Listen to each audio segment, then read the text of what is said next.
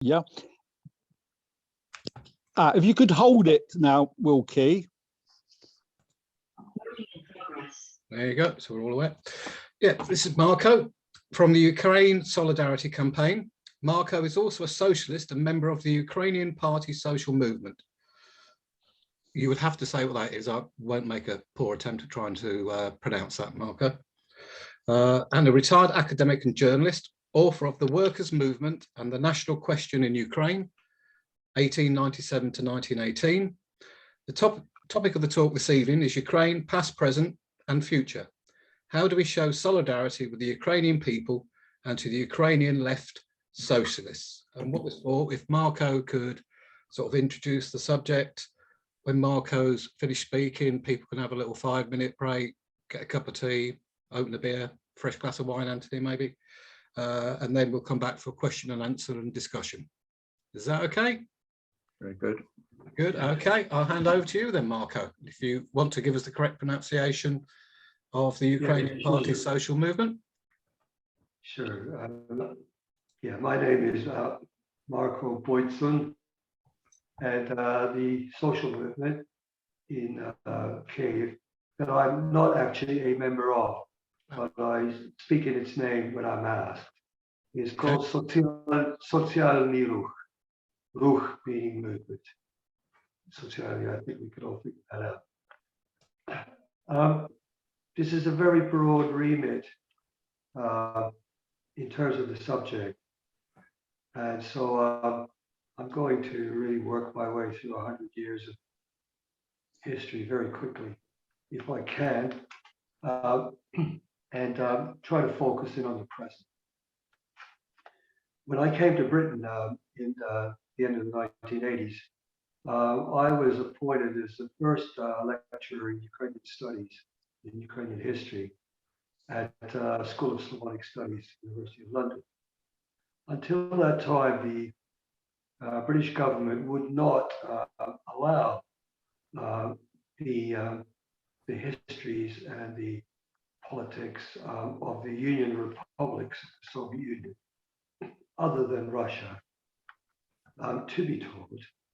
And on an agreement, an informal agreement with the Soviet state, that reference to the Soviet Union would essentially be a reference to Russia. And when I started working there, I had two colleagues in particular that I worked closely with, and they were Andrew Wilson and Bob Service. Now, Andrew Wilson wrote a book in the early 90s called Ukraine, Unexpected Nation. And he basically was arguing that Ukraine had a history only in the minds of small groups of intellectuals, and therefore its appearance in 1991 as an independent state came as a surprise even to its own people. Bob Service, who, as you might know, wrote biography of Trotsky, biography of Lenin, and other works on prominent Russian and Soviet figures. He said to me once that he couldn't understand how anybody could write a history of Ukraine because it had no state until 1991. And therefore, he couldn't imagine what the organizing principle would be for such a history if there was no state. And he asked me, well, how would you even research it? I spent a lot of time thinking about this. And I came to the conclusion that the reason why many people who care to look into history of Ukraine, the existence of the Ukrainian people, first have to confront the barrier of an imperialist frame of mind, a British imperialist frame of mind, that only really admits to the existence of of the titular nation of any state. And this is also true for Russia and for Russians. Russians cannot imagine such a nation as Ukrainians. I'm speaking in generalizations here, but these are largely true. Cannot imagine Ukrainians as a separate nation. Can only imagine them as the little brother of the Russians, as the junior partner, as an accident of history, that they somehow diverged in some ways, and that these divergences are dialectical minor issues. And so I think the first thing we have to look at is, who wrote the history of the territory and the people of the place we call Ukraine today, and why were they written out of that history until they had the opportunity to write it? Because they've always had a history, and that history is overwhelmingly rooted in and representative of the history of the people's struggles there. And until you start looking at the peasantry and the working class and the intelligentsia, which was a tiny proportion of the society as a whole, the intelligentsia who sided with the working class and peasantry, then you won't have access to that history. You can't understand it from the point of view of the ruling class that dominated Ukraine for almost 3 centuries before 1991.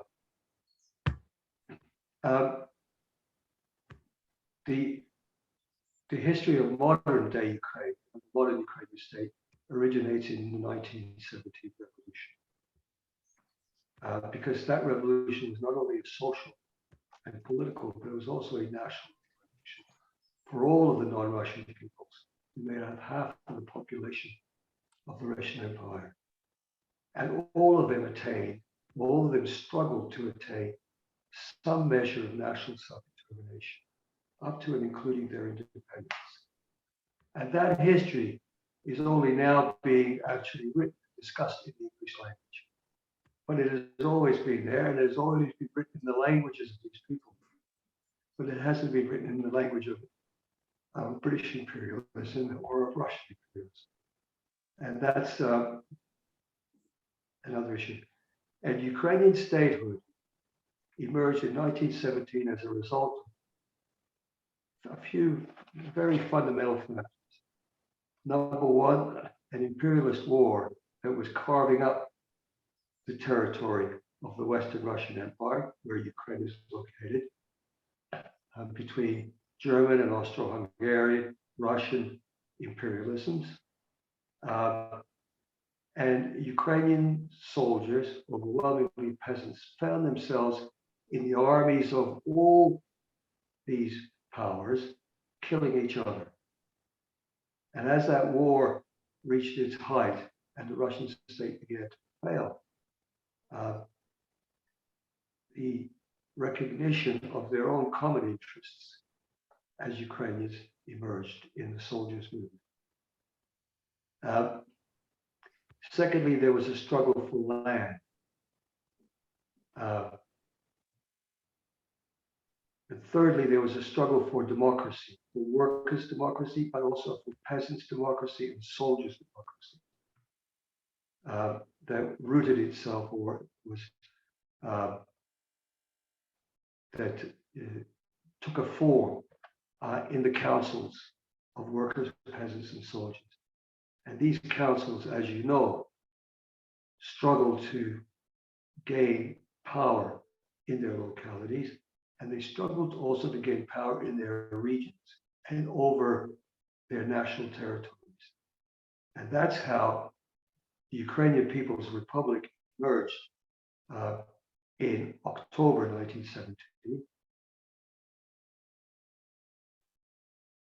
It was the demand of the peasants overwhelmingly on the land and in the army, and of the working class, at least a part of the working class, for a state that would represent them, that would admit them to the institutions of government as representatives of local councils, that would end the war, distribute the land, and place the factories and the plants under workers' control. That's how the Ukrainian People's Republic emerged. In fact, two Ukrainian People's Republics emerged. One led by social democracy, Ukrainian, Jewish, and Russian social democracy, I should say. They were all represented in the Ukrainian Centralna Rada, which translates into the Ukrainian Central Soviet, which declared that republic.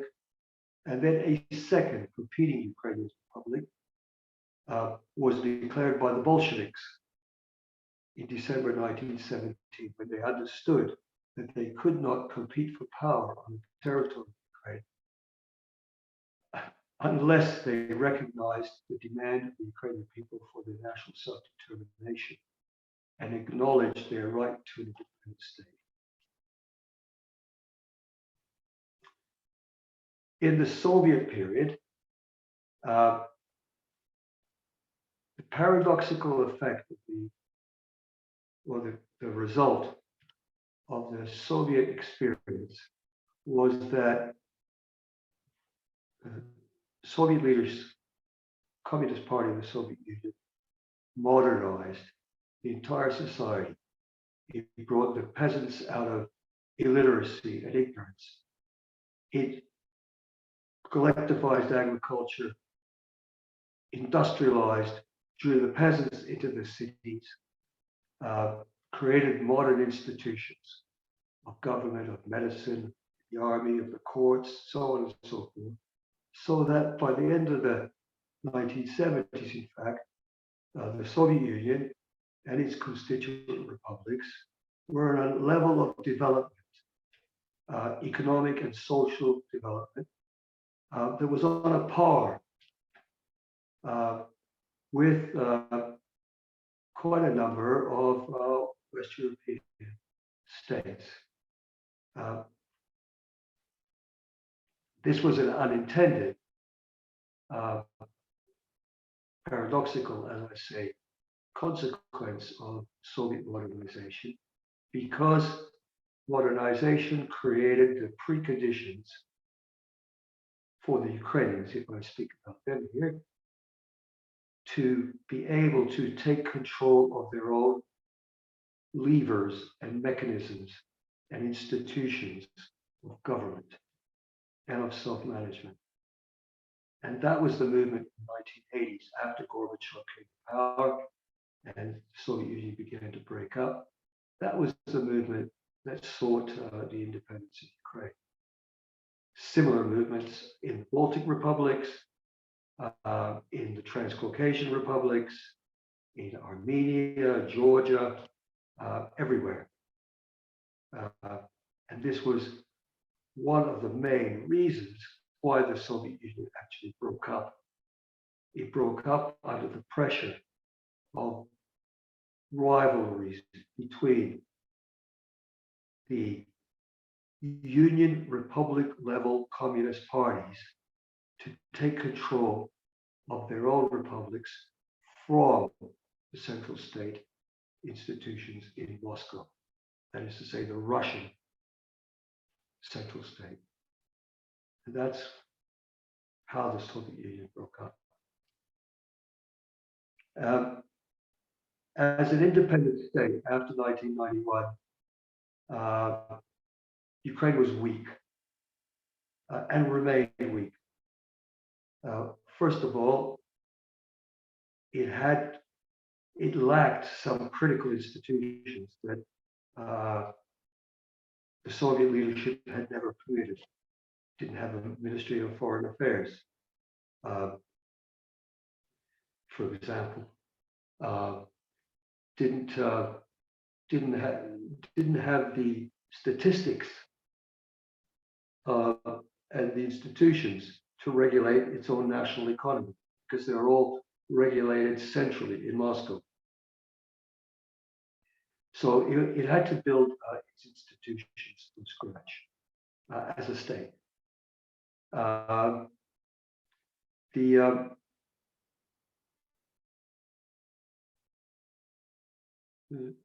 The government was very quickly taken over by oligarchs who plundered the nationalized property of the people, privatized it, exploited it, and exploited their labor mercilessly, and then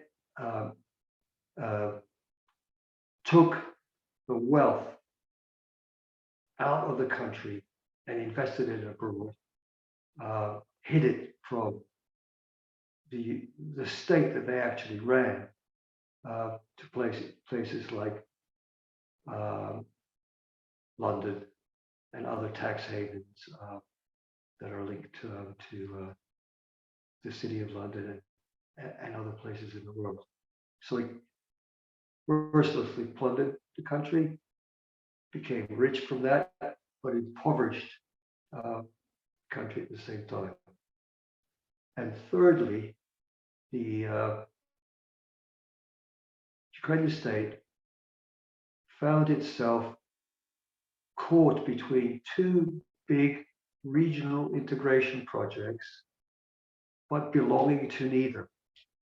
And one of those was the European Union, with American overlordship through military protection that NATO provided to the EU countries. On the one side, that integration project; on the other side, the Russian reintegration project. After the Russian state, after the Soviet state fell apart, the Russian elite survived, and its institutions survived. And after going through 10 years of its own impoverishment, plundered by its own Russian oligarchs and by Western capital, the Russian state and the economy began to recover under the leadership of Vladimir Putin. And one of the main aims, in fact, the main aim of the Russian reintegration project under the Commonwealth of Independent States, you may remember that, and then the Eurasian Economic Union, plus the military, the collective military security agreement of the countries that Russia can draw into its integration project. The central objective for the Russian elite was to recover Ukraine, was to bring Ukraine back under its sphere of influence and to reintegrate it on Russia's terms into its economy, its foreign policy, and its military. And the Ukrainian state, however, its leadership, I should say, successive generations of its leaders after 1991 resisted that reintegration. And they had a pro-Western European orientation. And there was a continual fight going, a tug of war, you might say, between these regional integration projects.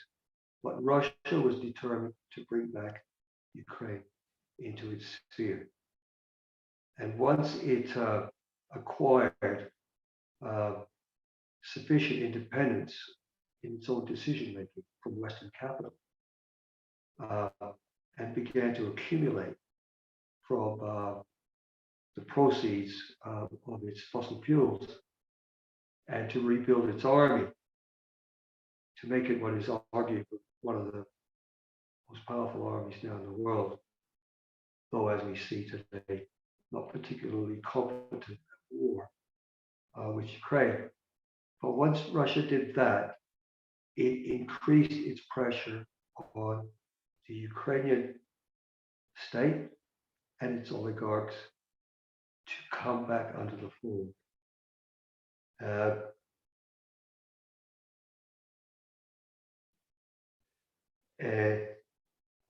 So 2014, when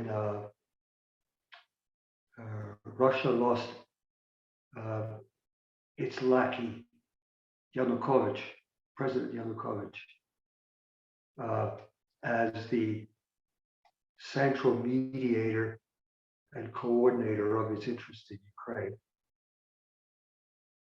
Russia seized Crimea in February 2014 and then backed the separatist movement in the eastern Ukraine, armed it, took control of its leadership, and sought to control Ukrainian foreign and increasingly domestic policy through the leverage of the Donetsk and Luhansk and Crimean republics. That, for me, is the meaning of 2014. It was the beginning of the military dimension, or the military component of Russia's reconquest of Ukraine.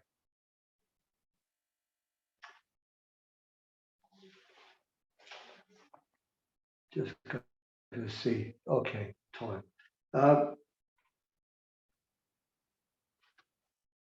So the march to war from the end of last year to February of this year, and then the declaration of full-scale war, is a war of Russian aggression to reconquer Ukraine, plain and simple. It is not a war between Russian imperialism and American imperialism, or moribund American imperialism, if you like. That is not the primary driving force for this war. It is Russia seeking to reclaim Ukraine. Now, we may well see this war turning into an inter-imperialist war. But I don't characterize what is happening today as an inter-imperialist war between American-led NATO and Russia.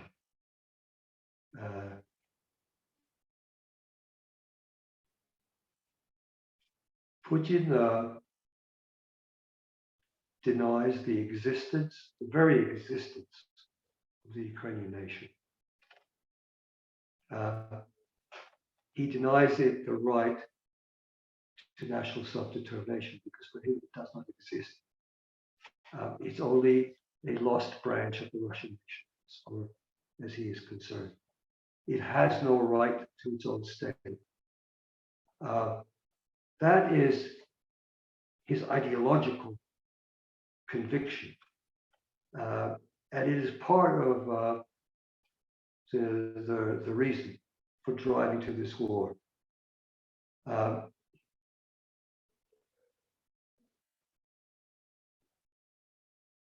Be happy to talk about that and the relationship of this war of aggression to American imperialists. But I do not see this as the central factor. Certainly not yet. And there are a number of reasons. Well, we can look into that. So just moving on then.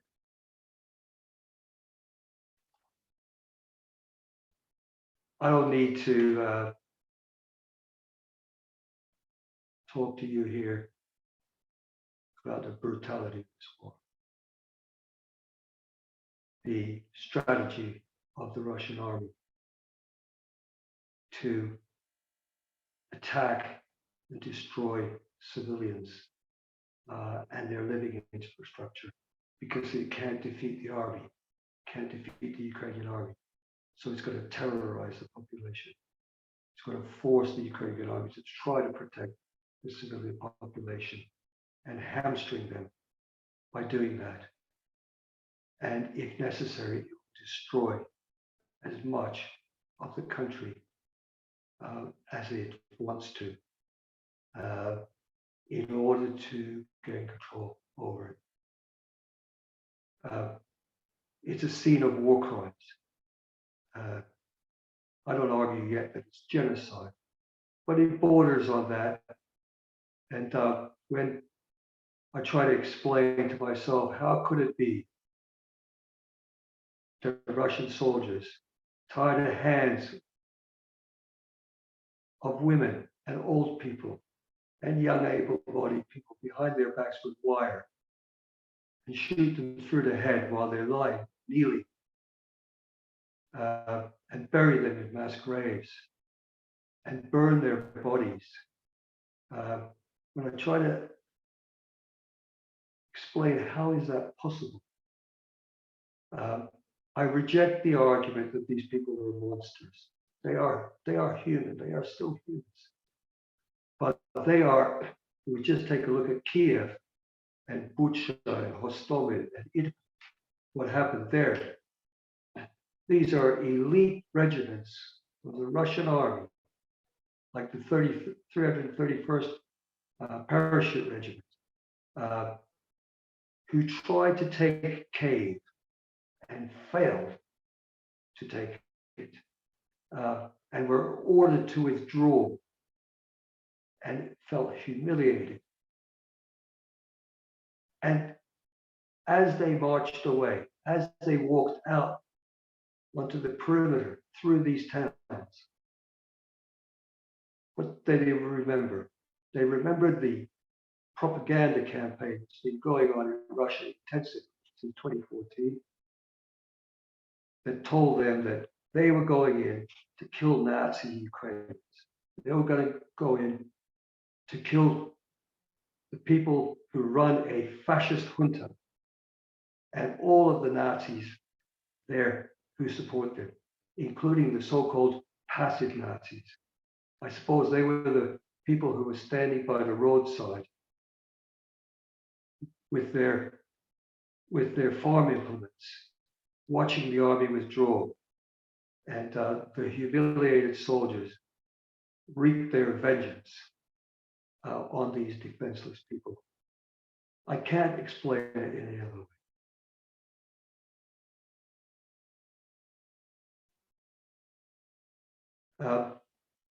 I will also say that the Ukrainian army has shown itself,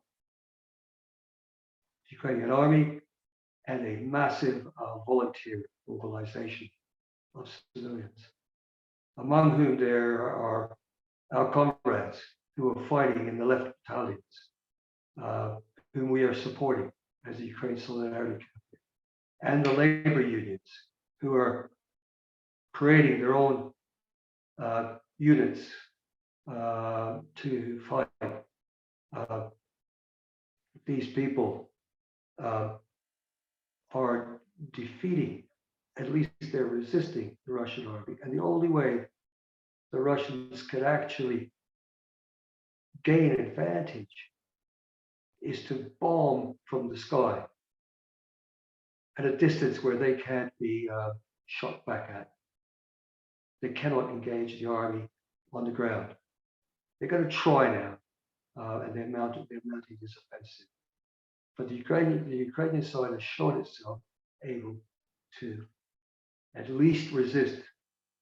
But the sheer firepower and the superior numbers of the Russian army mean that they cannot easily win in this war. They can hold out in a war of attrition. So, what do we do as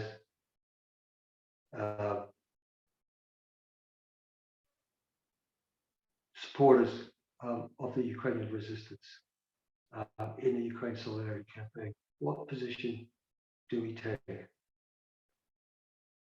Number one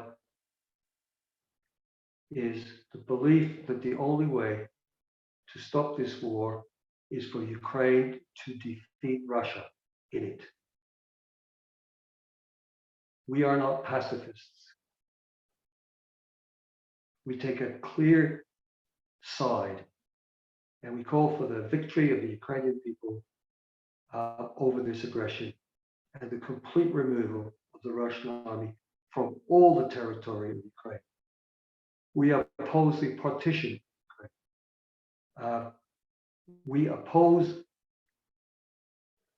a peaceful settlement and negotiations towards a peaceful settlement at this point.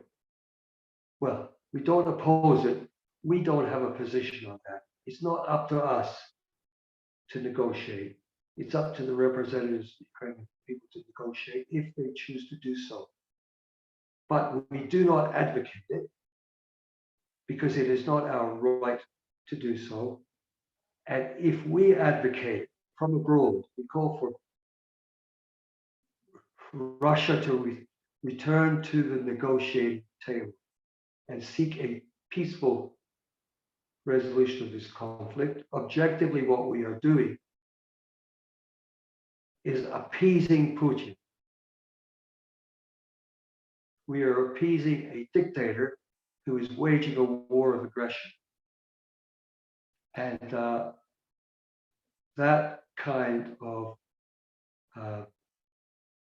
position is not the one that a Solidarity Campaign takes when they support what is a popular movement for national self-determination, for the elementary right, elementary democratic right of national self-determination.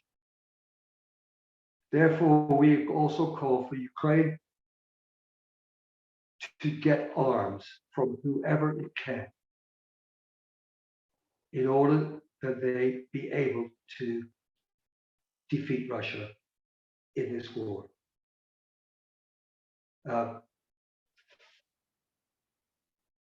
We are trying here to build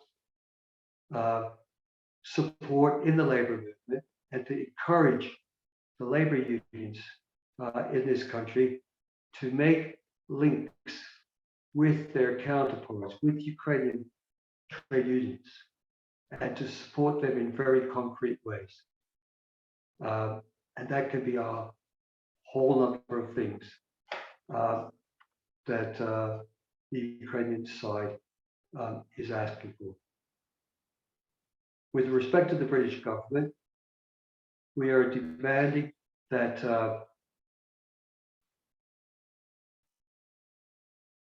government confiscate and expropriate the property of the Russian oligarchs that has been invested here, wherever they can get their hands on it, and to deploy the proceeds of those investments themselves, to caring for refugees, all refugees who come into the country.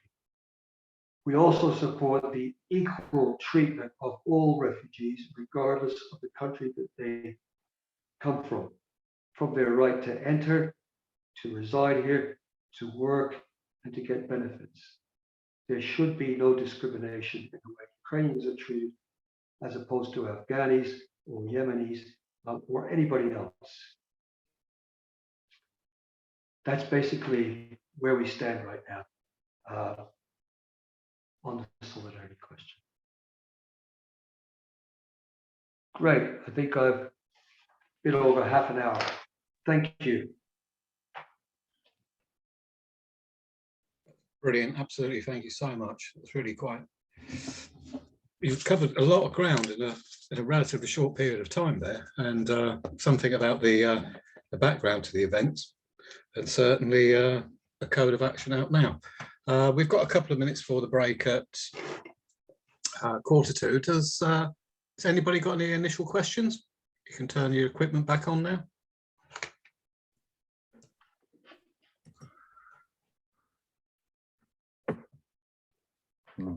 Holly D. Hi, yeah.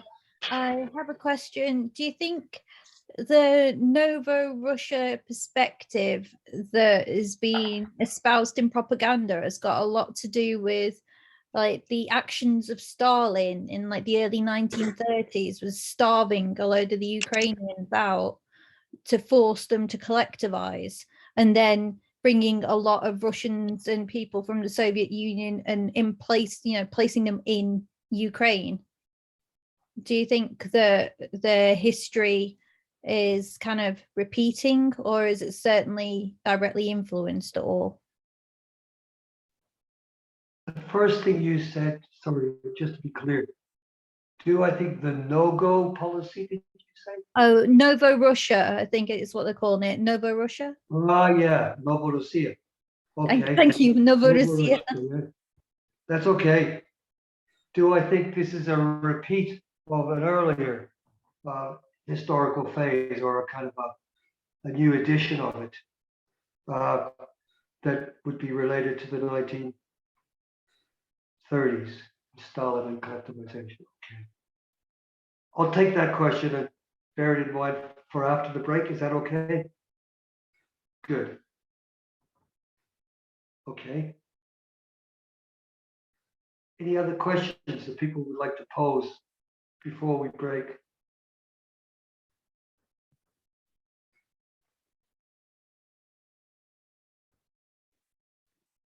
Sorry, I'm there. David, then Tony. Marko, it's very, very interesting to hear, and clearly you see a long-term way to finish this conflict in actually defeating the Russians, the Russian army militarily. Do you genuinely think that that can be achieved? And is there not a danger if you carry on down that path that the Russians might resort to, let's say, superior weapons like nuclear arms or something like that?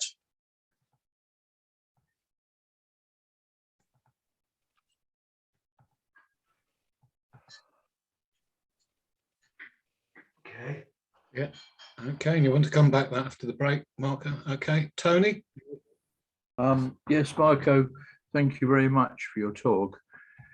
It's and I'm wondering whether you can say something more about the political opinions of Ukrainians as people of Ukraine over the period of the last so many years. There have been a number of elections. What's the sort of representation of political forces in those elections? And one of the things that I try to get my head around is that there seemed to be so much said about by people, by common political pundits and commentators, that Russia wasn't likely to invade, but a number of other scenarios were thought of, that they could have their own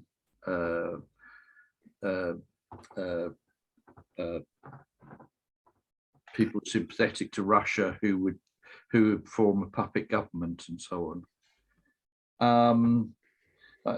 It's just a puzzle to me that there was so much general opinion that they were unlikely to, that Putin was likely to want to threaten to achieve his ends, but not to invade. Then when the Russians did invade, there was really a highly surprising level of effective military response. It seems remarkable. I'm just wondering whether you can say something about how you see political opinion, given the opportunity for it to develop in Ukraine, how you see that developing, because sure as hell you don't need another set of oligarchs to control Ukraine, do you?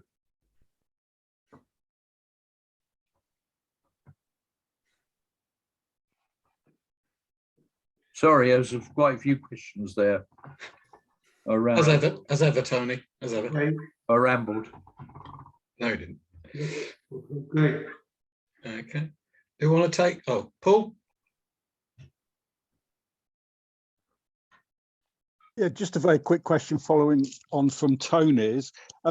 Could you say something about the socialist movement in Ukraine pre-invasion and what prospects you see in the future? That may be very difficult to say, but if you could say something about the history of the socialist movement in Ukraine, I think I'd be quite interested to hear. And how can we support that in the current context?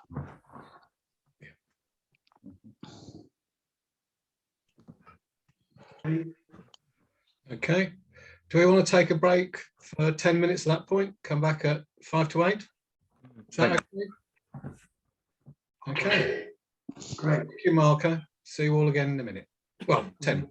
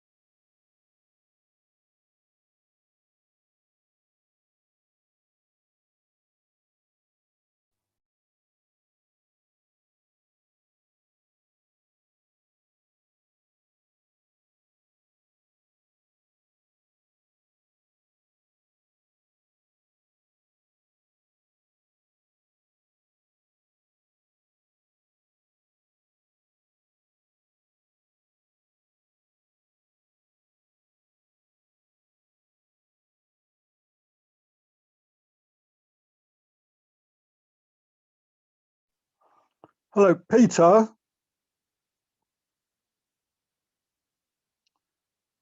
Peter, how you doing, mate? You're muted, I think.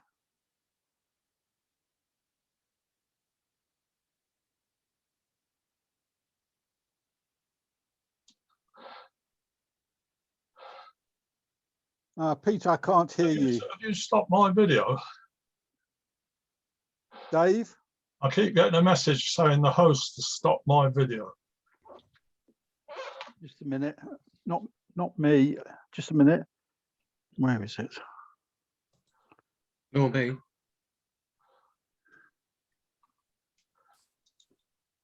Participants. You cannot start your video because the host has stopped it.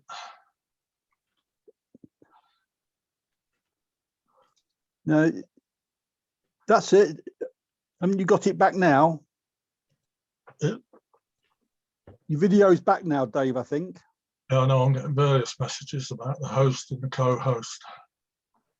Yeah, during the presentation, I switched off everybody's video, Yeah, but you should be able to switch it back again. It's on again now, isn't it? I think so. Yeah. Okay. Yeah, you're back. You're back.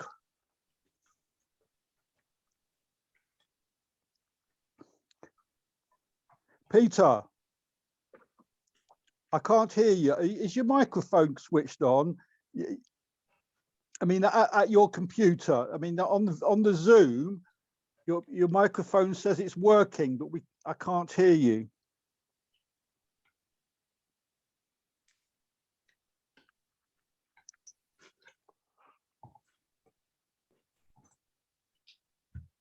Dave, have you switched your video back off again? Dave Green.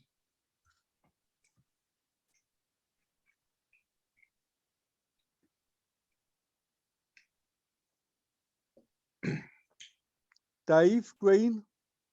Yes. All right, you're back again. Okay. Have you turned everybody's permission back on now, Paul? Sorry? Have you turned everybody's permission for the video back on now? No, I haven't. I think they have to switch it on themselves. Okay. I can switch it off, but I can't switch it back on again. All right, okay. From the looks of it, anyway.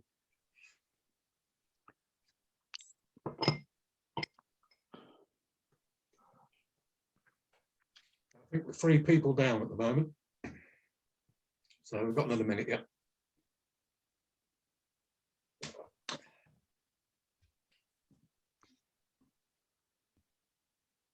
Very healthy snack of knickknacks and a bottle of beer. There you go. It's healthy.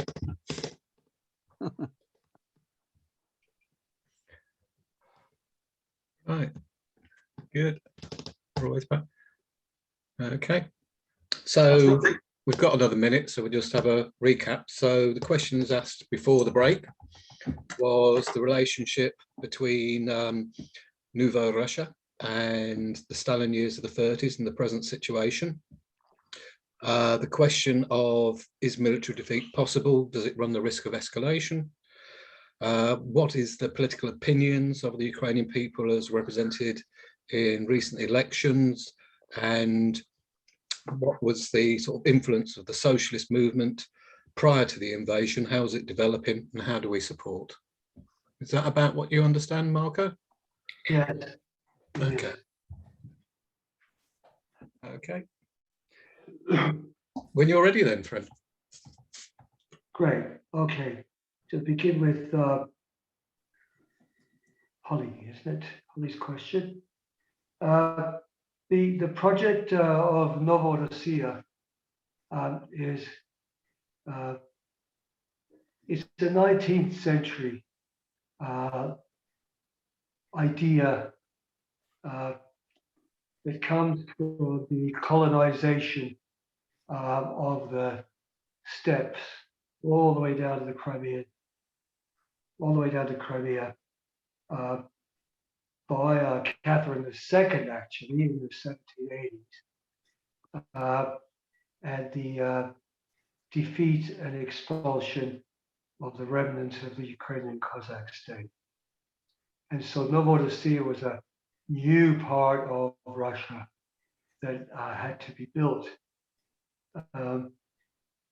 It originates there, and it is part of sort of a reactionary ideological arsenal of present day Donetsk People's Republic and Luhansk People's Republic's leaders. Now, those republics have quite complex origins. They're not just that new Russia idea. They were initiated by the rump of Yanukovych's political party, after they were expelled from Kiev. It has to do with the deep disaffection and alienation of industrial workers and unemployed youth in the Donbass by 2014. But it became, and beyond that, actually, into places in other parts of Ukraine. But it became sort of, it was adopted as kind of an ideological mantle by the leaders of those republics to legitimize and give a face to their existence as a so-called separate people. Okay, so it doesn't really have a relationship, as far as I can see, to the 1930s and the collectivization, because in that period of time, the Soviet state under Stalin was centralizing and incredibly harshly centralizing its rule over Ukraine, but in particular breaking the back of the peasantry and of the Ukrainian Communist Party. So it's a different idea, as I see it. Shall I just go on? Would you like to discuss this further? How would you like me to do it? I can go through all the questions if you like. Would you like reply or ask a further question, Holly? David's question then. Okay. Can Ukraine defeat Russia? I don't know. I hope they will. What I fear, and I think this is in David's mind as well when he asks the big question behind it. What I fear is this will turn into a very bitter war, extended war of attrition, where there will be massive destruction. It already has some of the marks of the Syrian campaign of Assad and Putin's forces. It could remain a war of attrition using conventional weapons. But if Putin decides to use nuclear force, I believe he will use it first in Ukraine to definitively defeat the Ukrainian side and to threaten the West that he can do it outside the borders of Ukraine. The thing about Putin is that his way of thinking is completely out of the box of the post-Cold War settlement and the period that came after that, of the reshape or the redrawing of the spheres of influence, where Russia began to claim a bigger hold. Going to the nuclear level is a whole new and very dangerous possibility. And we have to defeat Putin for that reason too. That it doesn't go that far.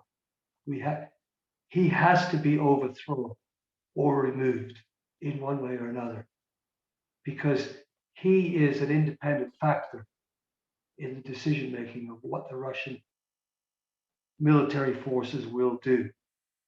You may have seen the way he lectures and berates his leading generals and advisors, and how terrified they sit around the table, listening to him and being afraid to say anything that he might disagree with. So I think, being that kind of regime makes Putin's role in it and decision making in it all the more weighty. So I think it's really important that he be overthrown. And that is also why we haven't talked about this, we must support as much as we can the Russian anti-war movement, which is there, but is not growing very well. Can it go to the nuclear option? Yes, there is. I fear there is that danger, and I think the possibility that Putin would take that decision may well be the ultimate reason why his close circle around him will remove him. Because I don't think they all think that way. I really don't. But I fear that he will, because there's something about the ensemble of motivations that Putin now deals with in his mind. His last big project of his life, his ultimate objective, his place in history. I mean, he wants to secure some victory by May the 9th, Victory Day, over Nazi Germany, to show. I mean, all this has happened so far. Think about it. So far, all this has gone on, all this destruction. And where is the Russian army right now? It's where it was in at the end of 2014. Oh, okay. It's militarily holding roads with hard surfaces along the south coast, and is bombing the hell out of towns where overwhelming majority of the population is refusing to cooperate with him. So that's where he is right now. But I think Putin's a big factor.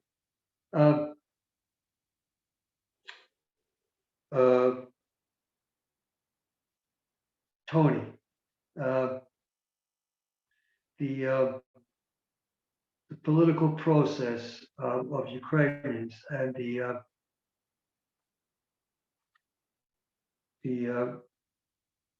representation in the political process. First of all, the process itself in Ukraine, as opposed to Russia, is that it's a bourgeois democratic regime. It has a functioning parliament. It has regular elections.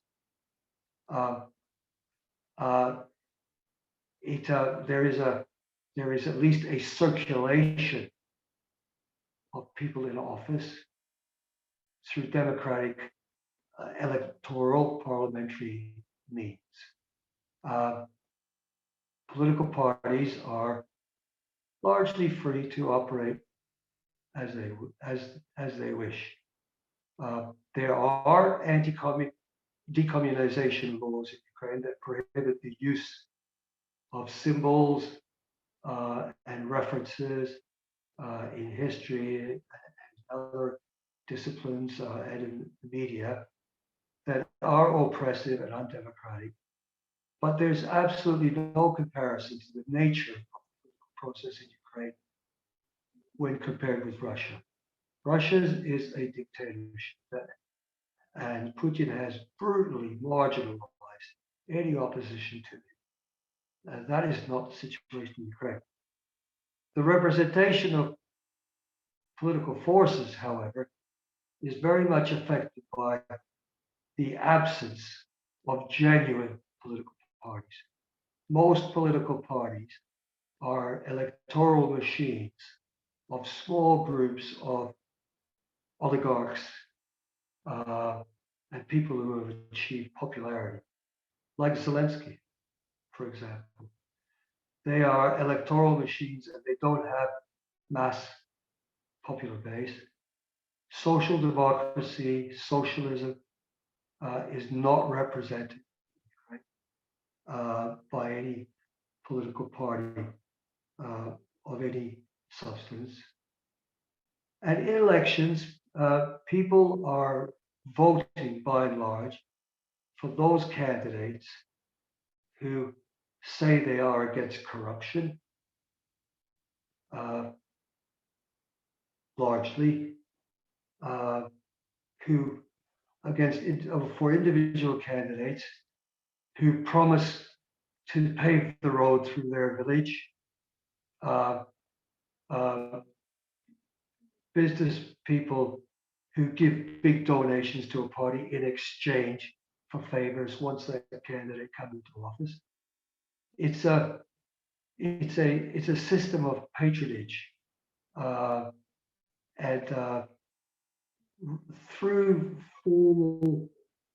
formal political parties that are really not the kind of political parties that originate in our country, for example, that begin out of big social movements that have mass base, even if today those bases,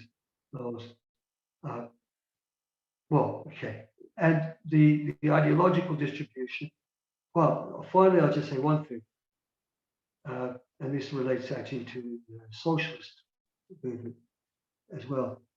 There's incredible anti-communism, popular anti-communism in Ukrainian society, as there is in Russian society. And the reasons for it are quite understandable.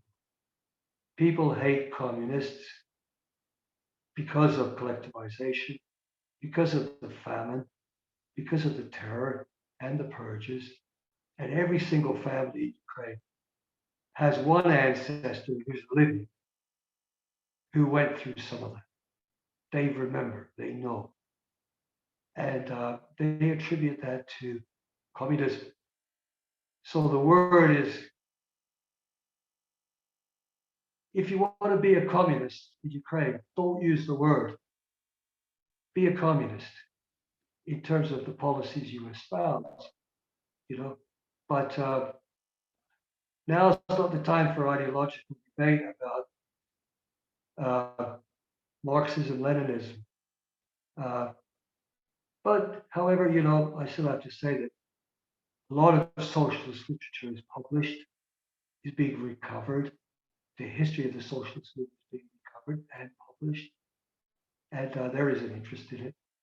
But we face an incredible historical legacy of oppression by Stalinism that has damaged, deeply damaged, the reputation of the communist movement and of confidence in the international workers' movement and the possibility of real solidarity that can help people in different countries and movements to achieve justice of various kinds. Right. Oh, finally, the far right. Yeah, the far right grew in 2014, took on the ideology of the Russian far right, but with an anti-Russian orientation, grew strong because of Russian incursions into Ukraine. Then because they had popular militias, they tried to turn them into political vehicles for election. No far right political party is in government, is in parliament right now. And I mean, there's some rabid anti-communists, yeah, but there's no far right Nazi or fascist party in the Ukrainian parliament. And such a party has never received more than 2.5% of the vote in elections. Compare that to France today or to Germany. There's no comparison. So at the popular level, people reject the far right when it comes to representing. I'll mention also the Azov Battalion, which is right now defending the last position in Mariupol on the Ukrainian side. They are part of the Ukrainian army, and they are led by neo-fascists. And they're trying to hold out, and they're not going to succeed. They've asked for safe passage for themselves with the 1,000 civilians they're protecting in the steelworks out to a third country. All they're asking for is their lives. But they refuse to surrender. And I have to say, nobody is attacking the Azov Battalion right now for its far right neo-Nazi leadership. Everybody's watching them die, basically. I won't say any more than that on that particular thing.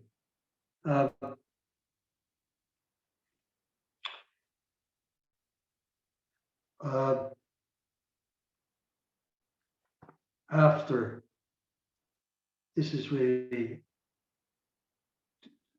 I don't know. After the war, well, let me say something first about the socialists. Then I'll say something about after the war. What are the expectations of people?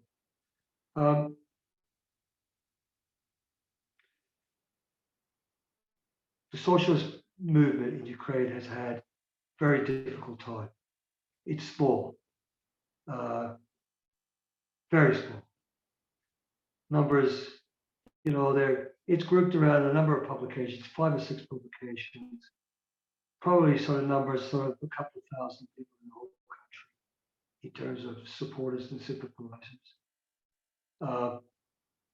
Social movement, which is very active in Kiev and is now involved in evacuation of people and has sent its members into volunteer left battalions.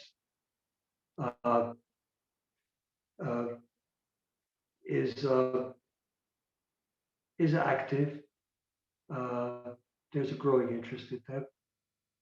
In a number of other cities, there are small movements, small groups of people, and they are, for historical reasons and for some what I would consider to be strategic mistakes, they have not sort of been able to widen their social base. The main strategic error I see is that they abstained in the Maidan in 2014, where they could have had a voice and they could have challenged the far right there on the spot when there were hundreds of thousands of people gathered. They did not, and they paid the price for that later by being accused of having abstained. And also because the socialist movement in 2014 split, with one group going over to what was called the anti-Maidan and backing the Donetsk and Luhansk People's Republic projects. These are the Borodjiba people, and a group called Anti-Fascist Resistance in Ukraine. Support the anti-fascist resistance in Ukraine.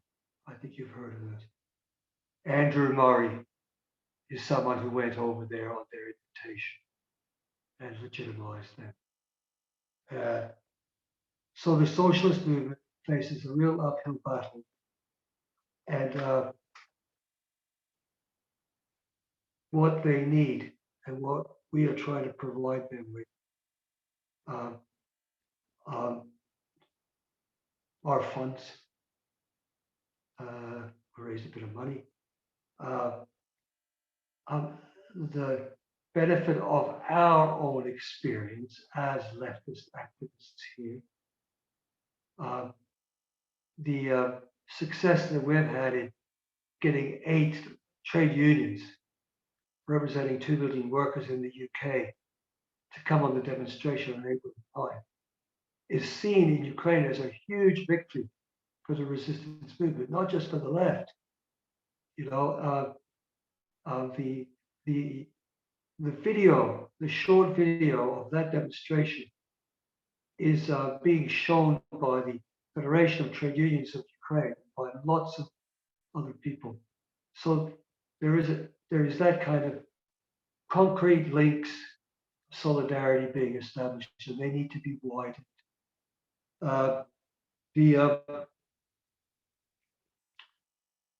After the war, I've already seen it expressed that, and I believe it, that people expect that after the war, just like after the Second World War, the defeat of Nazism, there is a dividend that should go to the working people of the country. There should be like a peace dividend for their sacrifices.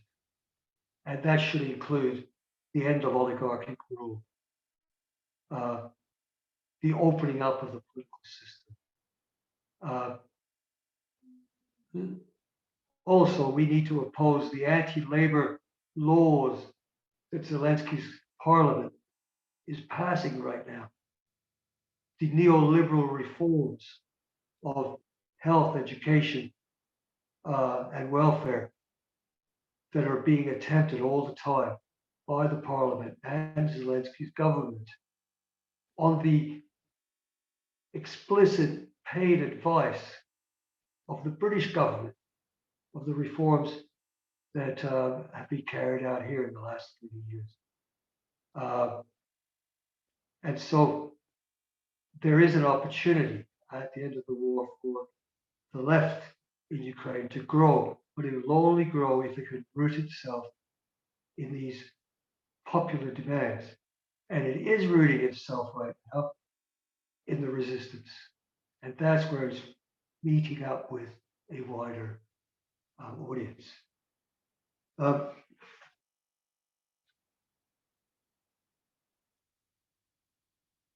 There was one final question.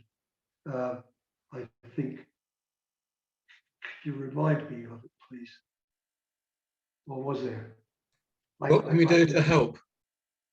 Sorry? What can we do to help our comrades? I don't know whether I've answered every question. I can't read my own writing. Yes, you have. But tell me, okay, great, if I have, good. Well, that's amazing. Thank you for answering all those questions. I think it was certainly much appreciated by everybody all around. If there was, if you give us any examples for where we can donate, that would actually do some good for our comrades, and I'm pretty sure we'll be interested in it. Well, you know, the first port of call, I think, is the Ukraine Solidarity Campaign, and we should talk about what could be done. What kind of we rely on the federation, the two federations, the Independent Confederation and the Federation of Trade Unions of Ukraine, and of social movement to tell us what their concrete needs are right now.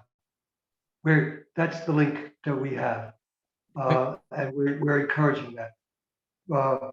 So if, for example, there are workers' collectives in this country, trade unions, who can help, then we should discuss ways that can be done. I think pressuring the British government to divest the oligarch's resources is really important. And I think it is important that we support the Ukrainian army getting the weapons it needs. I know this is controversial, and I know not everyone will agree, but this is where we stand on this. Because with arms, sufficient arms, conventional ones, which are incredibly destructive, they're going to kill a lot of people, I know, but that's the only countervailing force to the Russian army that can defeat them.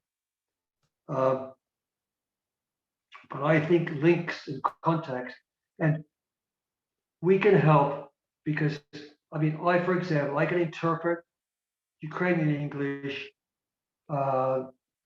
sequentially at ease, and I'm happy to do that. We can help find translators for written documents if you need. We will put you in touch with people who can communicate with you in English directly, which would be good. And other languages, if you might know them. There are people who know French and German, for example, who are linked up with the trade unions in Ukraine and social movement. So it's really sort of like, I think it's the mutual support is what will give strength, how we can give strength to the socialist left in Ukraine, and to protest the anti-labor legislation and the neoliberal legislation of Zelensky's government. We really must do that. And Vitaly Dugin, who is a leading member of social movement and is a labor lawyer and is very active on both of those fronts and speaks English, is the person who will facilitate that for you. And we will put you in touch with him. Okay. Paul's got your cards. Brilliant. Has anybody got any more questions for Marko? I'm sure you're obviously worn out. You've really gone through a lot there. This has been an education. Dave? Great, great. I'm very pleased. Thank you. You need to unmute, Dave. I must unmute. No, I mean, I hesitate to disagree with Marko, but I was interested in his point where he made that he believed that in 2014, Putin and the Russian state essentially was starting the reconquest of the Ukraine. And this was the primary motive for what's going on now, and it wasn't an inter-imperialist war. I mean, we've had a massive amount of media, well, I would call it media rubbish since the beginning of this war. But one of the things that was pushed a lot at the beginning, along with this idea that Putin wanted to reconquer the Ukraine, was that after that, and alongside of that, he would also wish to reconquer the Baltic states, Poland, Slovakia, Hungary, Romania, and that he wanted to push it back to a Soviet empire, if you like, of the at the end of the Cold War. To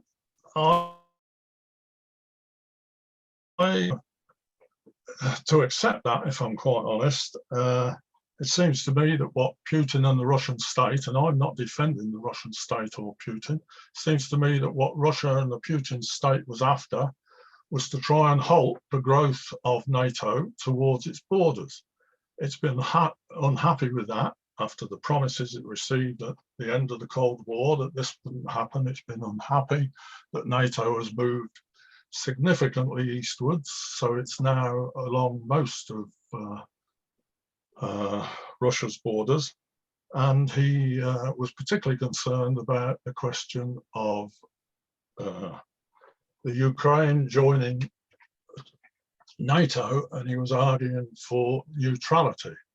It seems to me that Zelensky has, I don't know, he may well have changed his mind, Zelensky, but it seems to me that Zelensky has essentially accepted that point about neutrality. But it seems to me, to be honest, from what I've said, that Zelensky and his government took a gamble. The gamble was that Russia would not attack, and the link to that was the gamble that NATO would help them if Russia did attack. And it seems to me that Zelensky and his government have been proved wrong, certainly on one point. It remains to be seen on the second. Now, on the question of, sorry, can I carry on? Yeah. Can I carry on? Yes, of course, do. Yeah, on the question of, I'm not sure whether you use the term self-determination. On the question of self-determination and nationalities, I was reading a bit by Rosa Luxemburg earlier on, and Karl Kautsky, and they were talking about nationalities' rights to self-determination. And I wonder why the Ukrainian government sticks so rigidly to the question of going back to the pre-2014 borders. I mean, Crimea, they talk about the Crimea. Well, Crimea was given to Ukraine. I think it was in, was it 54 or was it 64 by Khrushchev in one of his little, showmanship type things. Crimea given to the Ukraine, as I understand it. And on the question of the Donbass, Luhansk and Donetsk, as a socialist, if people in a state believe that they have different cultural differences, language, history, etc., they should be allowed to leave that state, or at the very least have a high degree of autonomy that protects their cultural, historical, economic, whatever rights. And I don't think 7 years of bombardment of the Donbass is any way to try and get recalcitrant children, if you like, back into the fold. So I'm sorry, I have to disagree. I know I will probably be attacked for this. I have to disagree with what Marko has said on a number of questions. I mean, I could go on about the way that the Ukrainian state honors, on the question of Nazism. Just because Putin says there's elements of Nazism, and just because within Russia there are elements of Nazism and fascism, it doesn't make the point incorrect when we see the Ukrainian state honoring World War Nazi collaborators like Bandera and Shukevich and other people, and erecting statues in towns all over the Western Ukraine, alongside the lack of memorials for the collaborators who killed so many Jews in the Second World War. Sorry, I've rambled over a number of topics there.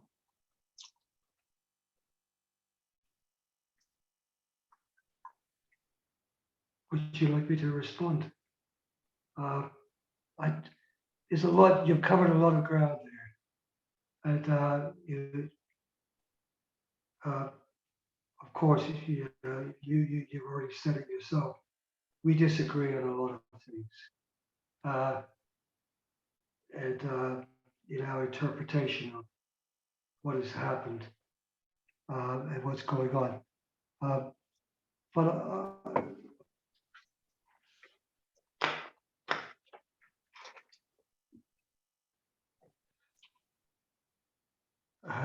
mean, where do I start?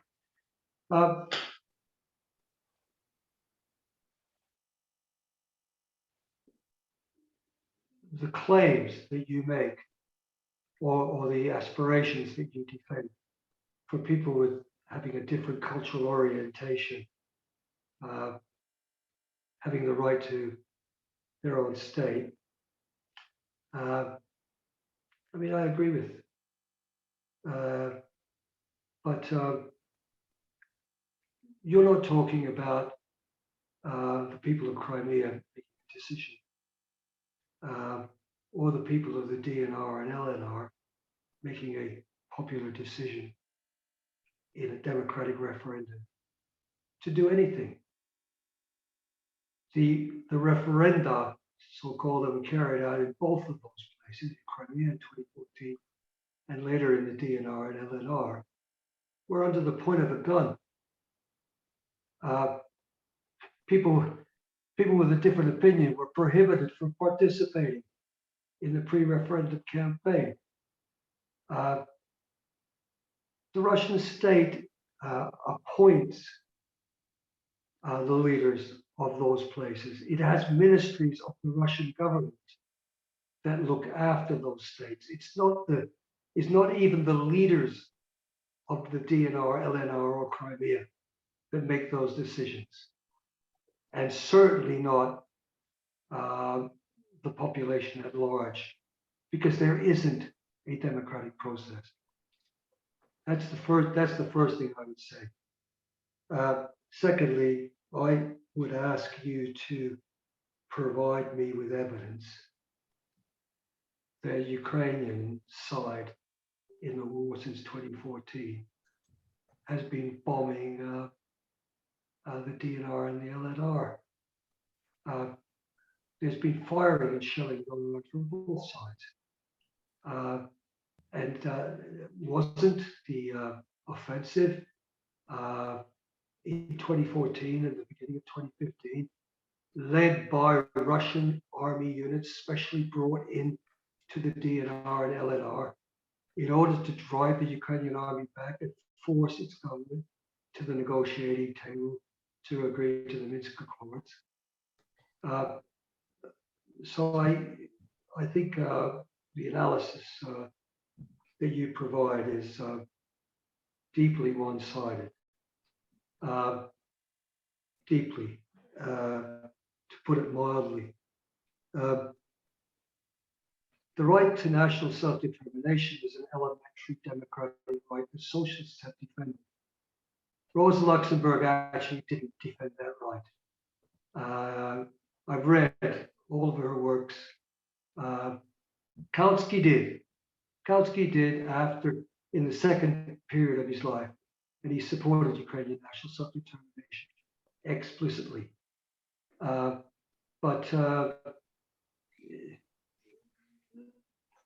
This was all pure tactics on the part of Rosa Luxemburg, and she understood nothing actually about Ukraine. She called the idea of Ukraine as a reactionary idea of a few dozen intellectuals. Well, she hasn't been shown to be right. You know, Ukrainians voted overwhelmingly in a democratic process to affirm their independence and have participated in it, despite all of its faults and its inadequacies and some of its undemocratic features. They at least support that. So look at the Russian-speaking people on TV today that you hear every single day, wearing on their breasts, Mariupol is, or Kramatorsk is Ukraine, Russian speakers. So what does Putin mean to say? That he is coming to Ukraine to protect the rights of his fellow countrymen, the ethnic Russians, from enslavement by the Ukrainian Nazis. What does he really mean? The overwhelming majority of these ethnic Russians, overwhelmingly, and actually most of them that you see on TV today, listen to them speaking. What languages are they speaking? Russian. Are they enslaved? So I cannot, I won't agree with you. I think the support given to the resistance by the population at large in Ukraine speaks volumes about where people's sympathies lie and how important they see it is to defend their right to be who they are. That's what they're saying. They're saying, I know who I am. You're not going to tell me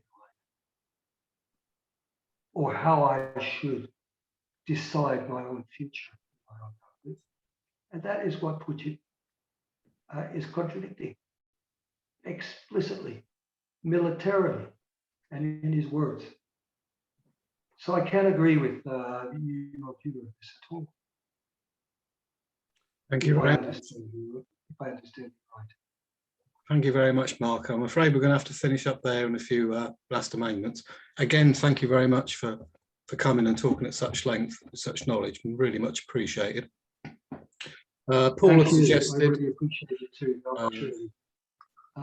Well, thank you for your suggestions on how we can help. And Paul has suggested, and I've seconded in the chat, that the ISW will make a donation to the Ukraine Solidarity. And we'll also, when we have our May Day event, which I'll touch on in a minute, we will raise a collection there as well. Again, thank you very much. Thanks for everybody attending tonight and contributing so much. Thank you all. Really appreciate it. And I'm sure we all wish you good luck. This was the next, yes, absolutely. From all of us. Okay. Yeah. So this was an extraordinary meeting today. Next Thursday is our usual ISW monthly meeting with the speaker, Christian Woolmar, journalist and writer, on the nationalisation of the railways and for a green transport policy. Tony might just want to add a little bit about that in a second. And of course, we've got the May Day 2022 and Wellingborough Diggers Festival, Saturday, the 1st of May from 6:30. Sunday, the 1st of May. Okay. Can't even read now. I knew I should turn the light on. It's Sunday. Yep, I did say Sunday earlier on because, yes, you can have a day of rest on the Monday. So again, thank you to Marko. Tony, did you want to say a little bit about the speaker next week? that's fine. I think you outlined the what should be a very interesting evening's talk and hopefully discussion, which yeah, as you've said, involves nationalisation of public transport and but also the implications over the environment and climate. Good. Well, I hope to have as much education there as I've had tonight. Thank you very much, everybody, and see you next time. Thanks.